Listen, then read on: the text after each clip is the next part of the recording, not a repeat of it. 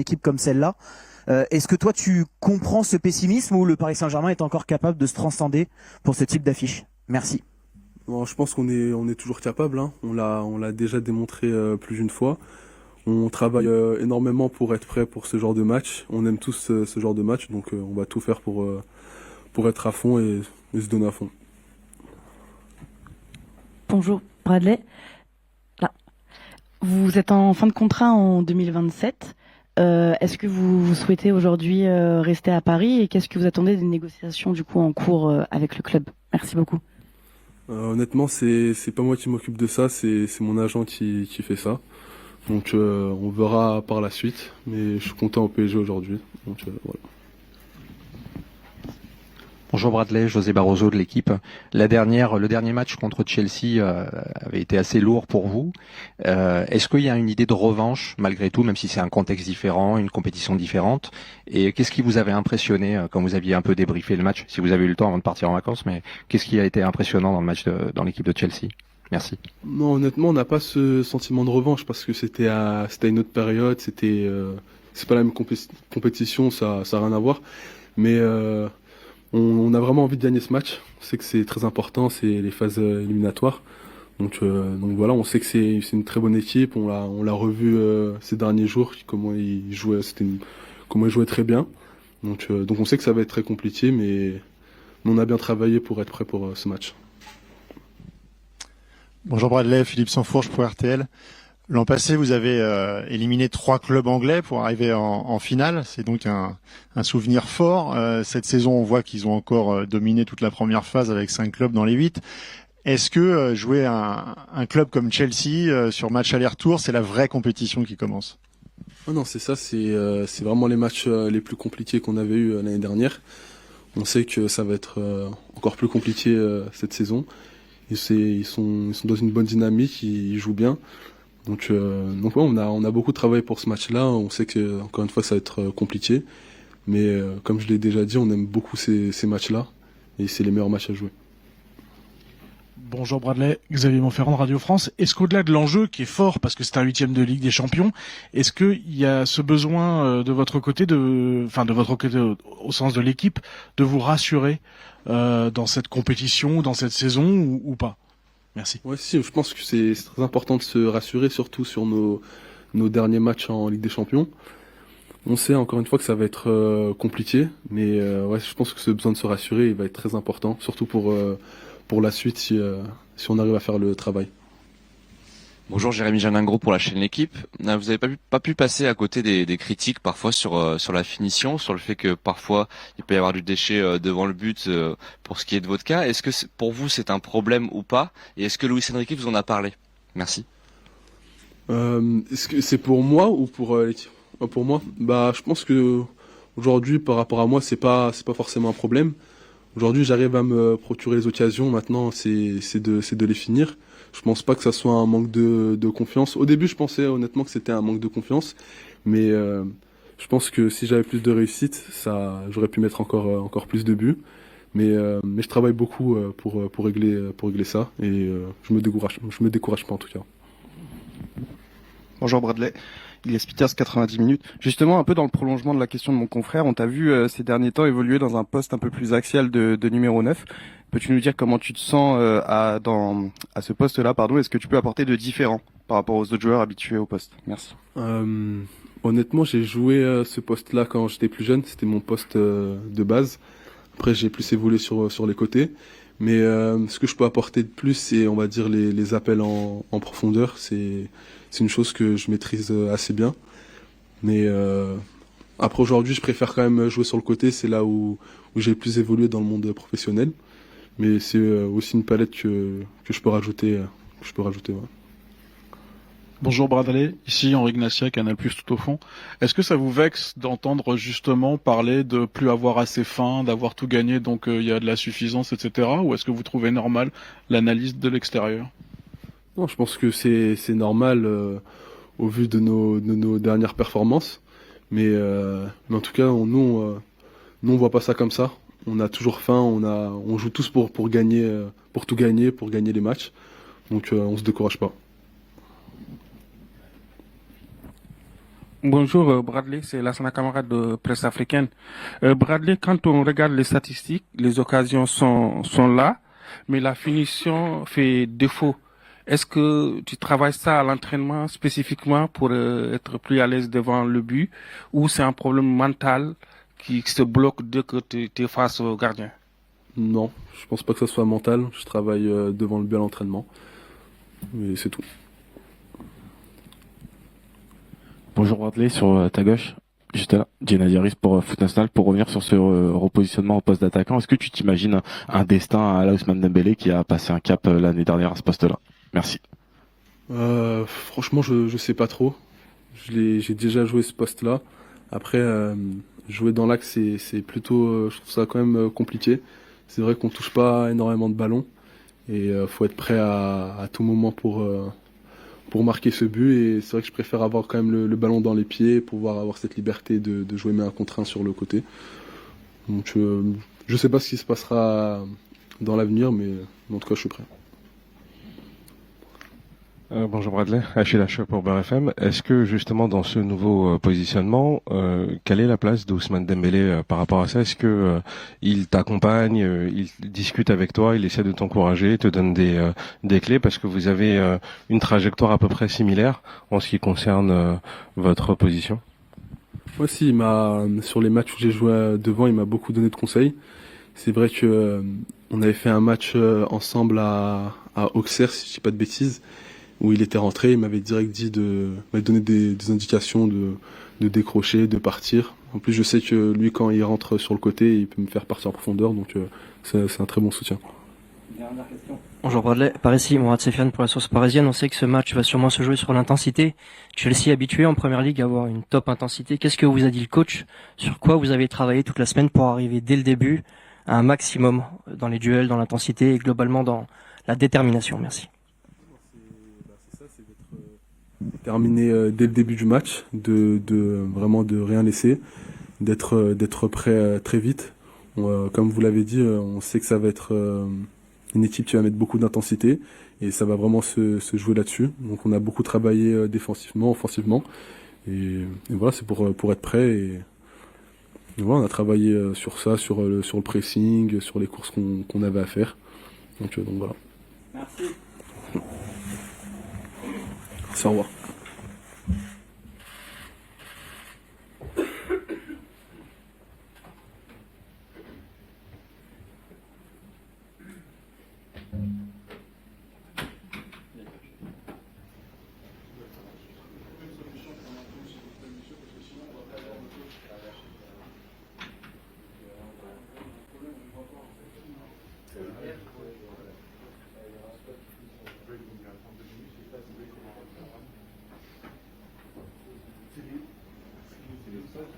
Non, ça a lâché,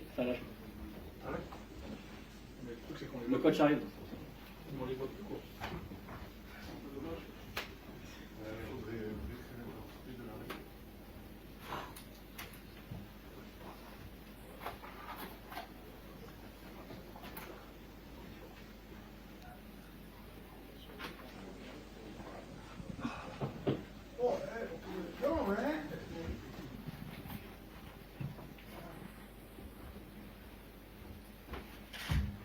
Bonjour à tous et toutes.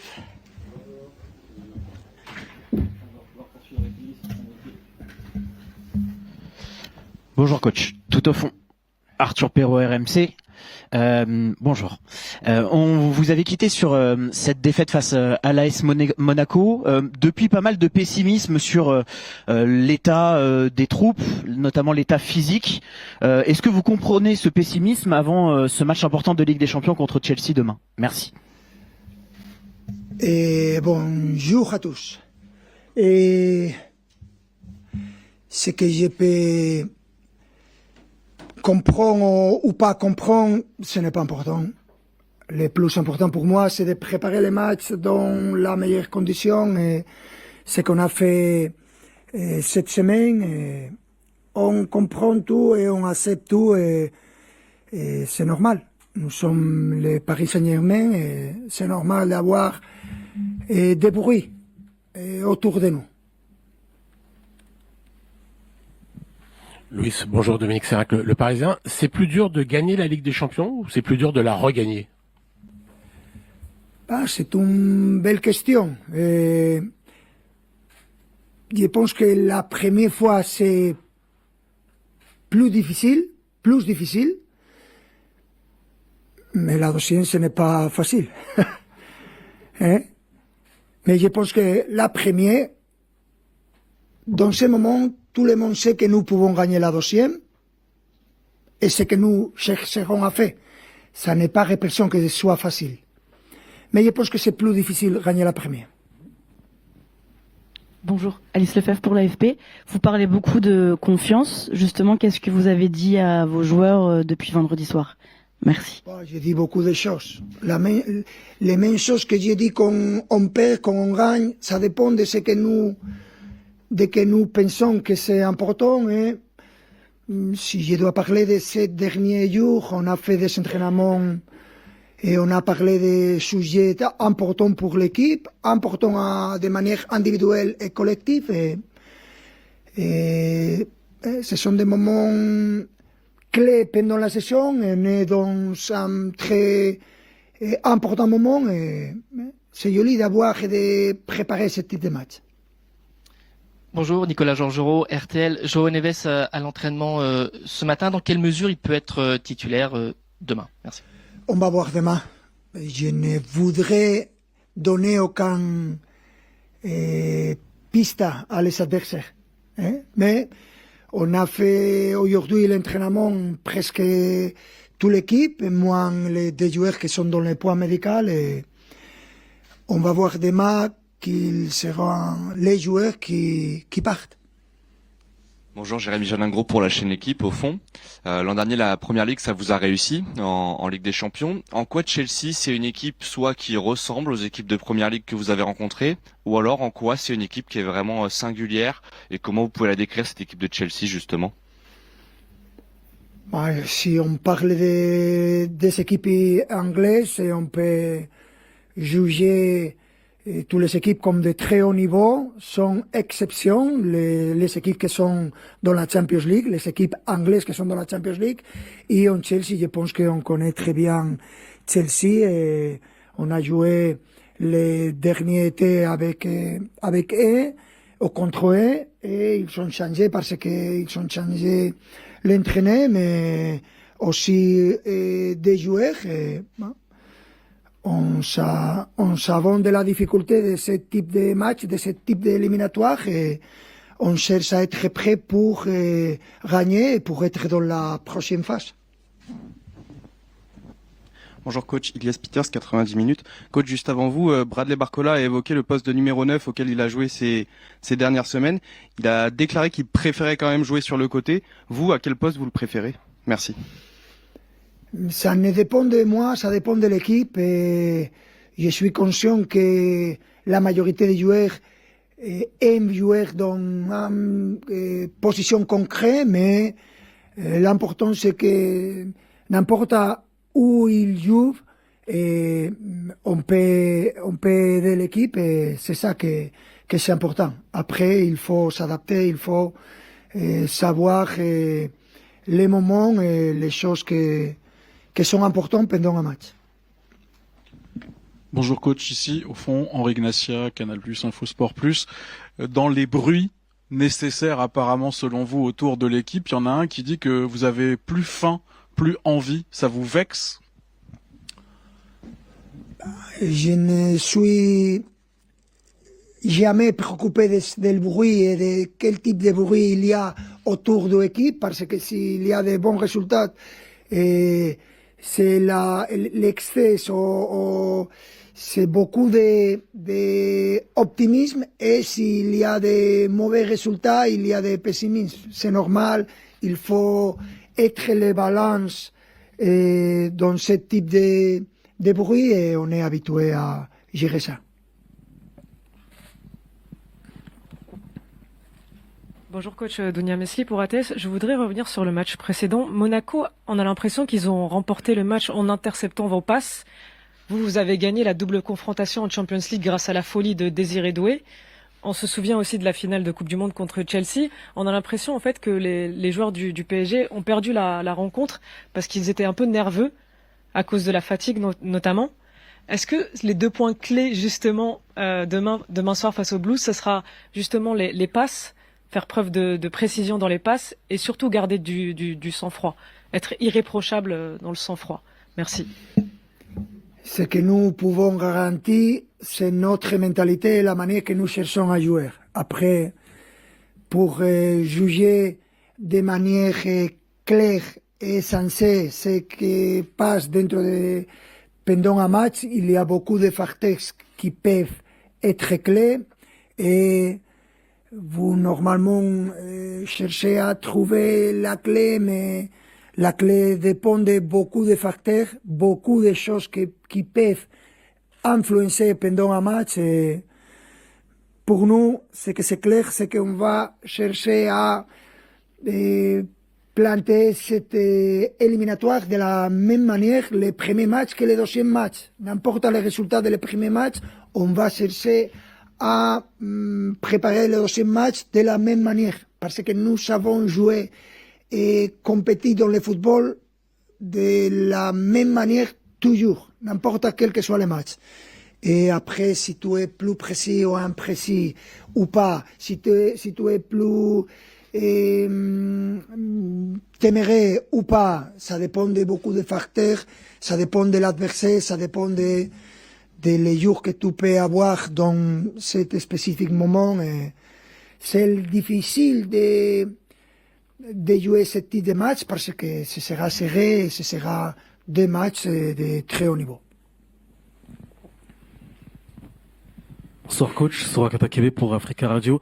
Lors de la finale de la Coupe du Monde des clubs, votre équipe a eu beaucoup de difficultés face au milieu de terrain, notamment Moïse Caicedo. Est-ce que pour vous la clé de la qualification sera de remporter cette bataille au milieu de terrain? Non, il y a des différents aspects importants dans ce type de match. C'est difficile à valoriser, à juger quelles seront les clés, mais c'est clair que nous aimons avoir le ballon plus que l'adversaire et défendre de manière effective. Et dans ce sujet-là, je pense qu'ils sont une très bonne équipe avec beaucoup de joueurs internationaux, tous les joueurs. Et ce sera compliqué pour les deux équipes. Et rien de différent de ce type de match.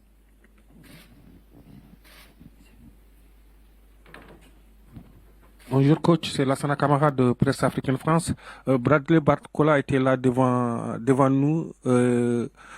Depuis un an, il n'a pas marqué en Ligue des Champions. Devant le but, on a l'impression que dès qu'il est face au gardien, il perd ses nerfs.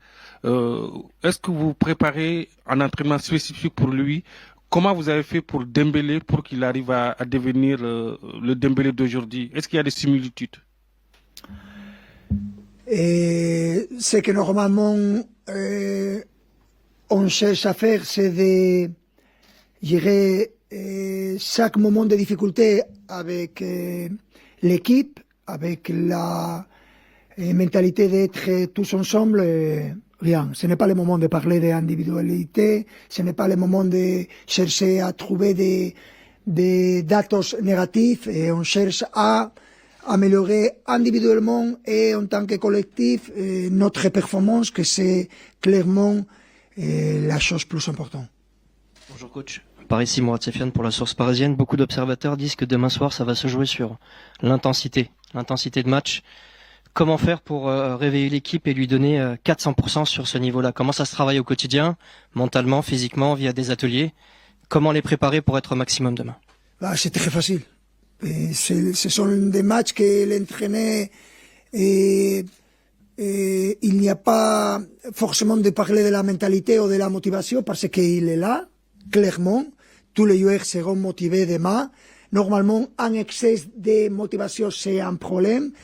C'est ça qu'on cherche à gérer. Et demain, on va voir en premier lieu une équipe comme d'habitude, qui cherche à gagner les matchs. Et après, le stade de Port-au-Prince, que c'est un stade très spécial dans ce type de match. Et on est content de jouer à la maison, on est content de partager ça avec nos supporters. Et ce sont des matchs très jolis à jouer, très beaux à jouer. Ce sont des moments très spéciaux et on cherche à profiter de ça. Bonjour coach, juste là. Vous êtes PSG Community. Justement, malgré les difficultés, on vous sent très calme, très tranquille. Est-ce que c'est pas là finalement que sera la clé du match de demain, c'est-à-dire garder son calme et surtout gérer les émotions? Merci. J'espère.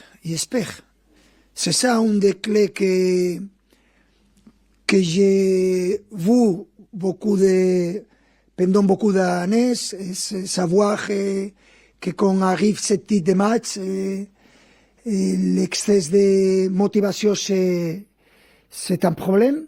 Et nous savons quel type de match nous voulons jouer. Après, il y aura un adversaire avec beaucoup de niveau qui cherche à faire le contraire.